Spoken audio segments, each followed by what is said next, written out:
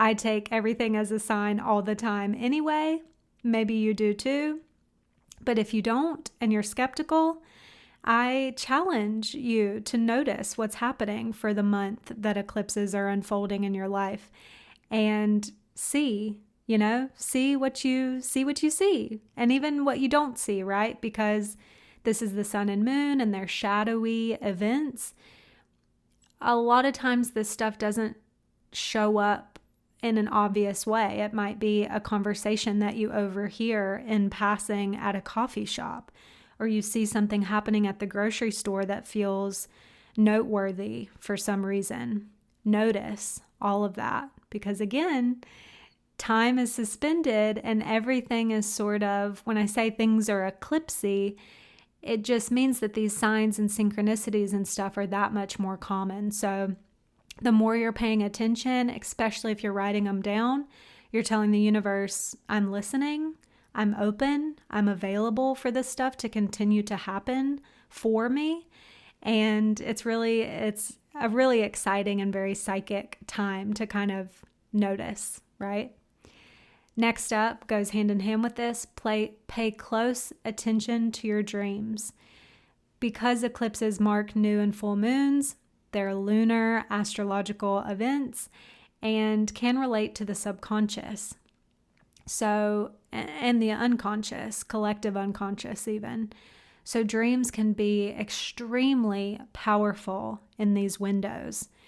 Once again, I always believe that dreams are noteworthy and important and can portend things that are going to happen in our lives, or maybe that have already happened if you believe in time not being real in the way that I do. All that to say, even if you're someone that doesn't normally pay attention to your dreams, make note of them. If you normally forget your dreams or you don't think you dream, you might notice that you do have some dreams during eclipse season. So again, write those down, share them with a friend. I've really found some crazy connections when I'm open enough to share what happened in a dream. Even if it's with your therapist, share it with someone, and there will probably be some eerie connections that can be made. Next up, please keep your schedule light. Energy is variable, especially during eclipse seasons, and it can go from manic, kind of really hyper feeling it, to just totally wiped out. But usually I've experienced it and seen it with clients and friends and family as the latter, where, you're just exhausted. Again, these are lunations that are on overdrive. They are highly energetic, so we're feeling that.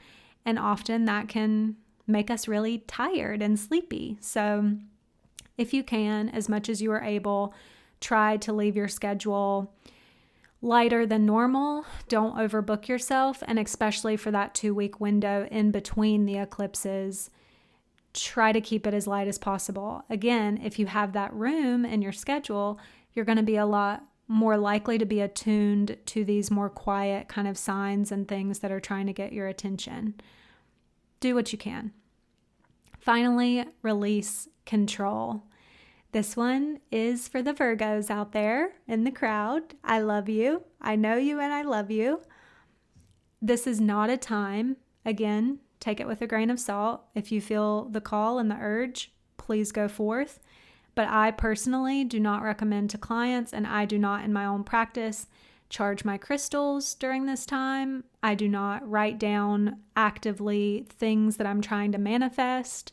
I'm not doing any of those witchy ritual things that I typically do around new moons, which is great. Great news, right? There's nothing to do. Let go. Let Jesus take the wheel. Let go. Hopefully that is good news to hear. Finally, again, hand in hand with that one, trust what is being revealed, even if that's difficult, and it might be. Eclipses can be difficult. I don't want to paint them all in sunshine and rainbows. They can absolutely be really difficult times. I tell clients a lot, unlike retrograde, periods, especially a Mercury, a Venus, or a Mars retrograde. Those are the planets that are closest to us that we really feel when they're retrograde. Those periods can be really wishy-washy. As my beloved sister-in-law says, falafeling. And she has a stellium in Libra, so she knows about balance.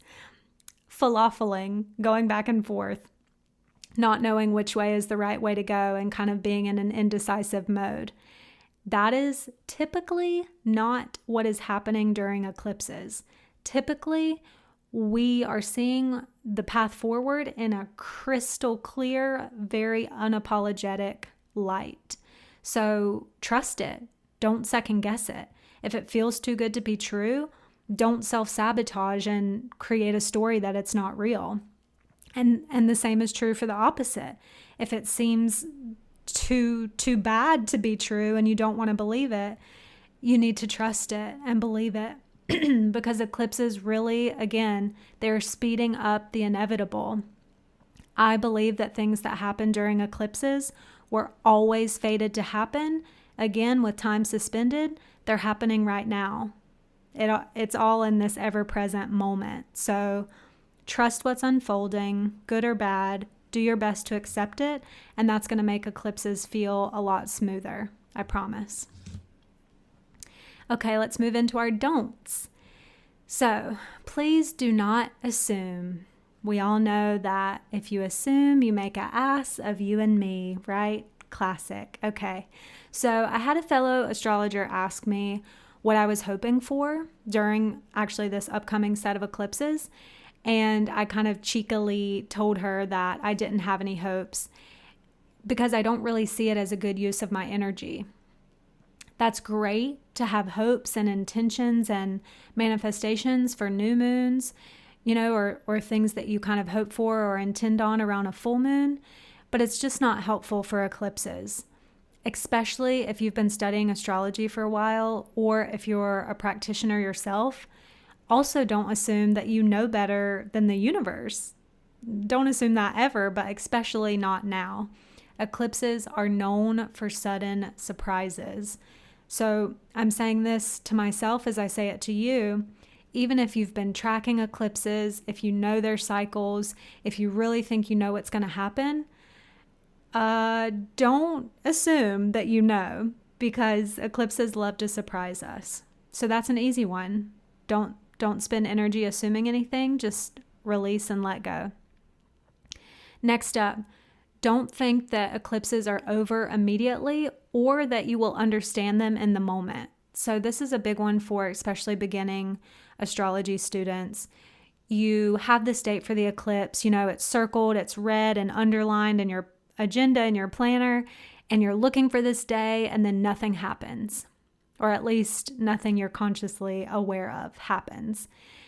In my opinion, everything, but especially eclipses, are spiralic in nature, not linear, spiral. So eclipses never exist in a vacuum. They're never happening by themselves. They are always connected to other points in time and space. So even if the dust seems to have settled, or maybe there was even no dust to begin with, you just feel like an eclipse happened and you felt nothing. Again, I would encourage you and urge you to track these and see if 6 months from now, something does pop up. A year from now, something does pop up. I believe that they're always creating a lot of really important, massive change in our lives, but many of us are too busy or come up with a million different excuses. We're not noticing the change actively. These are shadowy events, so, something might be going on in the shadows that you don't actively know about. Just pay attention. Don't assume that they're over in that exact moment, and don't assume that you're going to know what they're all about on the exact day. Because again, these planets, these events, they don't know what day it is. Okay, 3, finally, please don't decide to release your South Node and only focus on your North Node. So this I've heard a lot with evolutionary astrologers. I love them. Stephen Forrest, beautiful example. He's amazing. However, when you put that through a pop astrology kind of internet lens, you might be hearing that you're supposed to release your south node and focus on your north node, pursue your north node. And I adamantly disagree with that. I think everything in our birth chart has this beautiful divine purpose, and the south node should not be painted as some negative thing that's from the past that we're just supposed to totally detach from. I believe that they exist, and they do exist, on an axis. They're intimately connected, the north and south node. They're on this same string, right? On this same spectrum, if you will. So by trying to only focus on one and pursue one and let go and detach and kind of renounce the south node, we do a disservice to ourselves. So in my opinion, I would not encourage releasing the south node. I would try to look for ways to integrate them, to create balance between them, to take the skills that you've developed maybe in past lives from your south node and see how you can combine it with the energy of the north node.